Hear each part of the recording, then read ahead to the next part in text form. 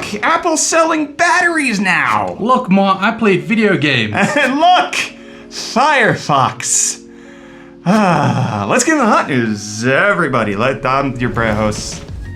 Hi. We're going to be going over the hottest tech news I can find on the internet while you enjoy your breakfast this Wednesday, December 17th, 2025. We're going to start off today with some good news, okay? This is something that has been in development for a little bit with the launch of the new M5 MacBooks. Apple has learned that you shouldn't sell batteries with the entire clamshell. Whoa! We knew this was coming with the launch of the M5. They kind of told iFixit that this was something that they would be moving forward with, and now, just a couple months after, or 1 month after they launched, they now have it available on their website for significantly cheaper than what the clamshell portion cost. It was roughly $500 to officially replace your battery. Now it's $209.25, which doesn't sound bad for a battery replacement on a laptop, in my opinion. I kind of agree with you. I kind of agree with you on that one. And actually, that's if you don't return the part. Do you get a trade-in? Yeah, you get a $22.50 trade-in. So after the credit, it's $186.75, which, again, for an entire laptop battery, just, I mean, sounds pretty reasonable. This is part of their self-service repair program, so we're not going to clap or woo-woo or anything, but it is a step forward, which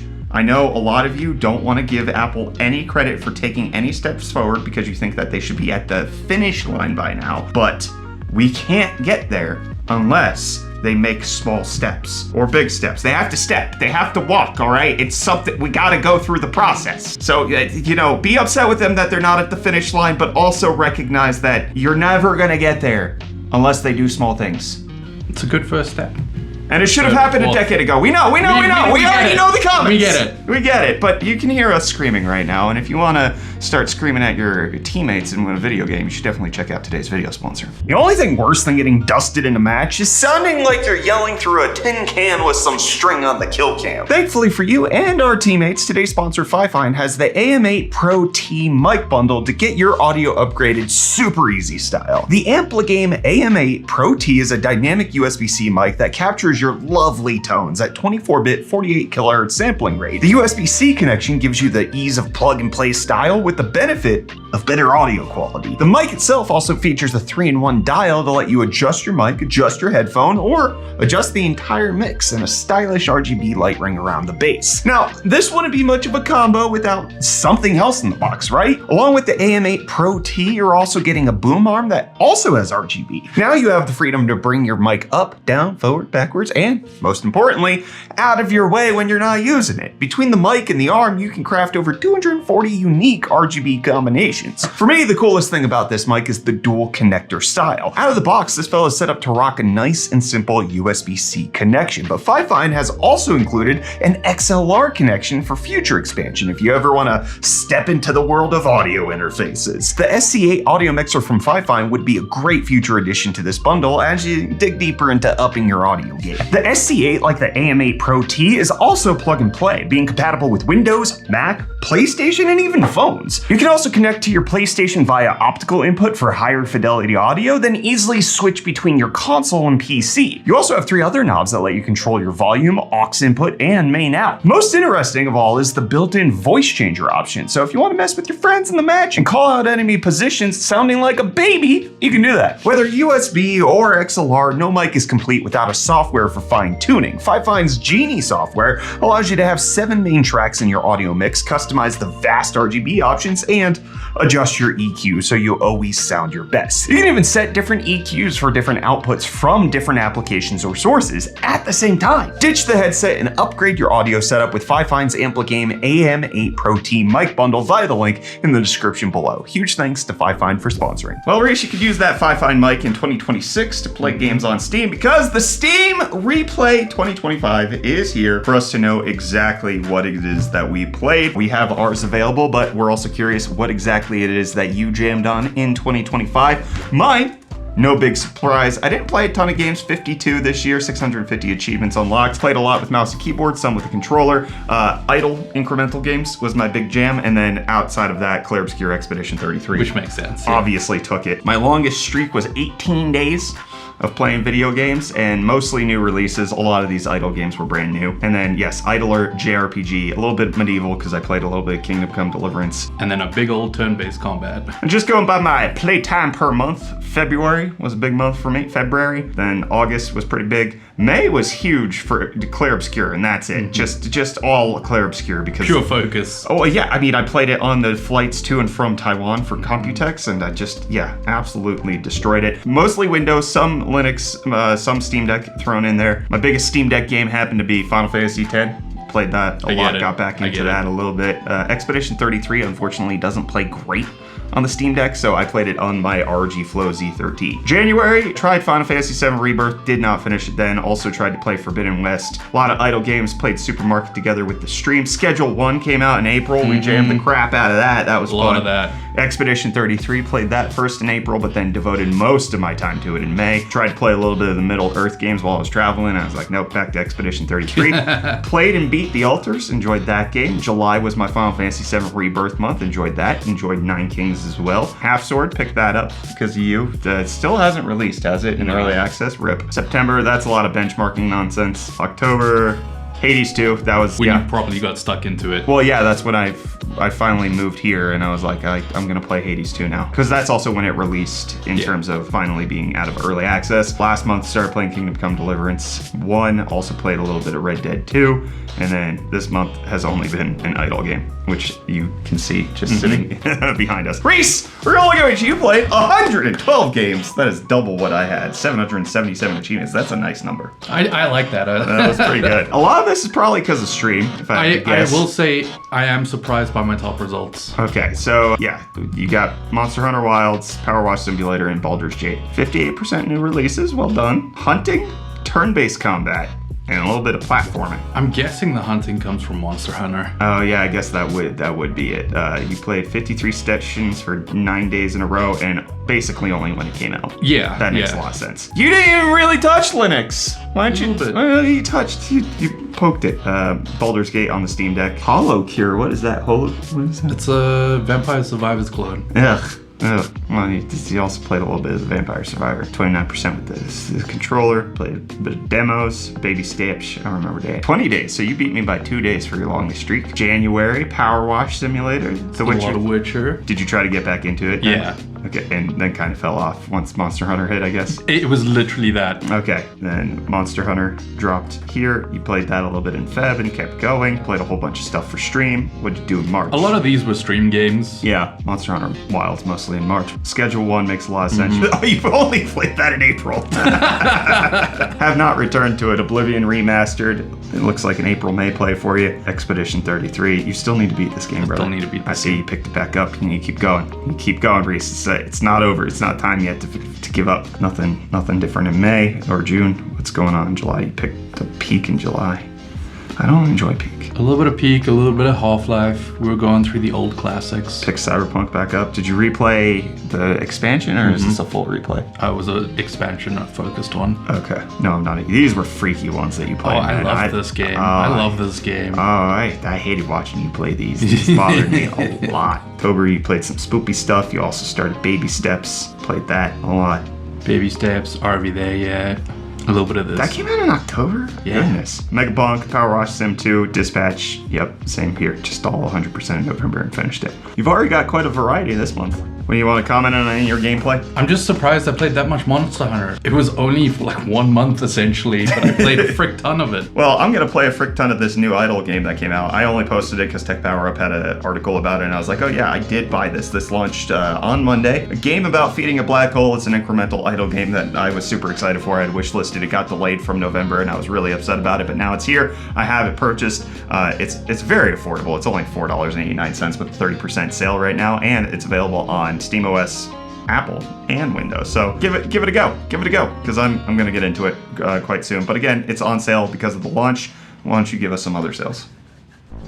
Yo, welcome back to UFD Deals, bringing the hottest tech deals on the internet, and here's your first deal. Starting us off, we have the ever-reliable Coolermaster Hyper 212 Halo. The CPU air cooler is available in white for $14.99 with the coupon applied, making it $15 off. But then next up, we have the Coolermaster MWE Gold 750 V2. This fully modular 750 watt 80 plus gold power supply, going for $69.99, making it $20 off. And then lastly, we have a combo deal featuring the Sony WH-1000 XM5s, which comes bundled with Sony's WF-C700N earbuds for only $248, which currently makes the XM5s going for cheaper in this combo with an extra thing, cheaper than the XM4s are currently going for, which is kind of blowing my mind. And hey, with that, the deals are done. You can find these and more linked in the video description down below. But until next time, I'm handing you off back to that guy for the rest of your hot news. Cheers. Wow, Reece, guess what's a bad deal? Old processors. Turns out AM4 CPUs are experiencing the crunch of everything as people don't want to upgrade to the new stuff because DDR5 requires you to sell your reproductive organs in order to afford them. They are sticking with DDR4, but it turns out people all have that idea, and the CPUs that are now officially out of stock are just continuing to grow in price. So going from November to December, we're looking at 15 roughly % price increases on older processors. This is not even talking about the X3D chips, which a lot of people informed me yesterday. The 5000 series X3Ds are costing the same as the 7800 X3D. That blew my mind. And it's a bad idea. It's a bad idea. That's my bad. I gave a bad suggestion. Don't do that. That's a rough time out there for everybody right now. I'm sorry to hear that. And I'm not sorry to hear that Microsoft learns that consent is important. This is something that has constantly come up in the age of AI as they keep rolling out features that nobody wants, nobody's asking for, and aren't entirely secure. And now, allegedly, they're going to make it so that their AI agent that interacts with Windows asks you before it touches important files, which, you know, is something that has been happening with other agentic programming things like Claude or Google's anti-gravity, but they've still been deleting entire C and D drives. Like, it's been great seeing that happen, but Microsoft's saying that you have to manually enable it now. It's an optional feature that has to be turned on. But Reece, I want you to blow that even harder, that little... Because guess what's not gonna be opt-in? Oh no. Guess who's the villain today? Oh no. Guess who got a new CEO yesterday? Just take a guess. Just take a guess. Stab it in the dark. You know, because you read the hot news article. It's Firefox! Mozilla got a brand new CEO yesterday, and he gave his idea of what the vision of the future should look like. And surprise, surprise, it's AI. Scream it. AI! It's AI, baby! And Firefox will evolve into an AI browser, but... Of course it will. But they know that, guess what? That control is important for people. So AI should always be a choice. Something that people can easily turn, not on, off. It is going to be opt-out. AI in Firefox is going to be opt-out for now, but let us remember that Mozilla's revenue, 80% of it comes from who? Google. Google pays them in order to keep them as the default search engine. Guess who likely is gonna pay them to integrate Gemini into the actual browser? Even if it's based on a different engine and it's not Chromium, Firefox is essentially in Google's back pocket, and that is likely not going to change because when you get 80% of your revenue from a single source, you don't piss them off. So, the downfall of Firefox, I mean, the public reaction has been quite negative to this. It has not been good reception, but Firefox is gonna follow the money, and guess where the money comes from? Not you, because you don't pay for a web browser. It comes from the people who pay them to keep the default aspects of their web browser. So they're gonna appease their AI overlord, who happens to be Mr. Gemini. Mr. Gemini, all right. And let's see if you guys were Geminis in the comments yesterday. It was actually pretty kind. So we got a lot of people talking about the hard drive pricing because the source that I quote showed the raw price increase was only 4%. Turns out at retailers in different parts, it is way more than that. Yeah. People saying between 20 and 100% price increasing is what they're seeing locally. And again, it's likely not going to get better in the next 6 months, but hopefully towards the latter half of 2026, we might start seeing some alleviation. Got a lot of people upset with smart TVs not plugging them into the internet. Mine got the Copilot update. I didn't know it was coming, and then there was a banner that kept popping up incessantly to upgrade. And eventually I was like, okay, fine. And then, you know, hey, I got Copilot on my TV. You have an Apple TV, right? Yeah. Why not just disconnect the LG TV from the internet? I didn't think about that. It's just kind of being there on in the background. You know what other people didn't think about? What? You living in a house. Xavier's surprised. Whoa. Reece lives in a house. Because you did the deals from your house yesterday. Yeah, what happened to you? Where were you?